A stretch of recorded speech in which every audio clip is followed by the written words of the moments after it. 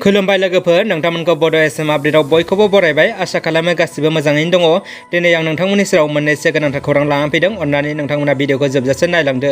आरो गिबियावनो आं नोंथांमोननिसिम गुरै खावलायो, जायफोर आंनि चेनेलखौ दासिमबो साबस्क्राइब खालामाखै, अन्नानै साबस्क्राइब खालामनानै ला। गिबि रादाबाव दङ, हादोराव कर'ना भाइरासनि साग्लोबनायखौ होबथानो माखासे बैसोनि सिमाखौ नायना भेक्सिन थुनाय हाबाफारिया बे समाव सोलिगासिनो दङ।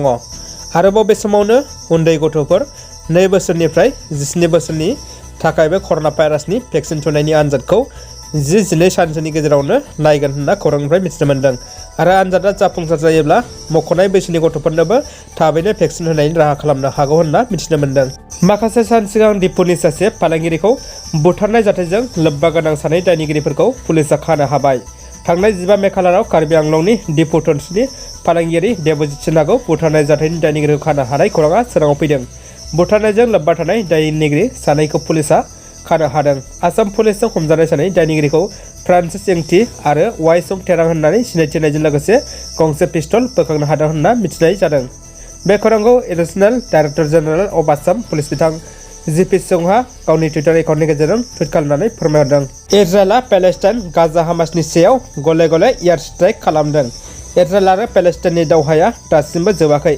खमायनायनि सोलाय दरनै हादरनि गेजेराव बांसिनदों गिलु-बालु रकेट एयार स्ट्राइकनि दावहाया। बे समाव खौरां मोन्दों, इजराइलनि रैखाथि हान्जाफोरनि एयार स्ट्राइकआव धंस जादों हामासनि गाजा सोहोरा।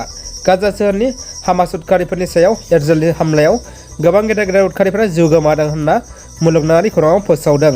बेराफारसेथिं इजराइलनि गाहाय मन्थ्रि बेन्जामिन बिथाङा गाजा हामासनि सायाव गोख्रोंसिन राहा लासिनबावदों।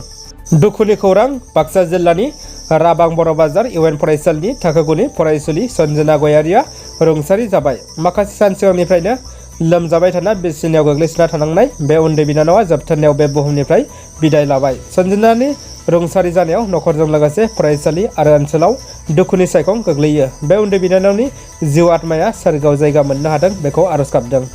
दानिया फैबावदो गुबुन मोनसे खौराङाव। कर'ना भाइरासनि फारसे सरकारा सांग्रां जादों। बे बुब्लियाव पुलिसआ कर'नानि आयेन आब्रुथिखौ मानिनानै सोलिनो सुबुंफोरखौ गोख्रों बिथोन होदों। हादरनाङैनो कर'नानि गिख्रंथाव महर लादों। हादरनि रोजा-रोजा सुबुंफ्रा अबथिरायै जिउ गोमानो गोनां जादों। आसाम सरकारा बयखौबो सांग्रां थानो बे समाव गोबां नेमखान्थिबो फोसावदों।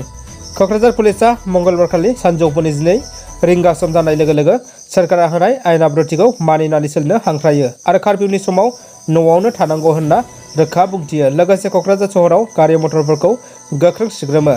दानिया फैदो जोबथा खौराङाव।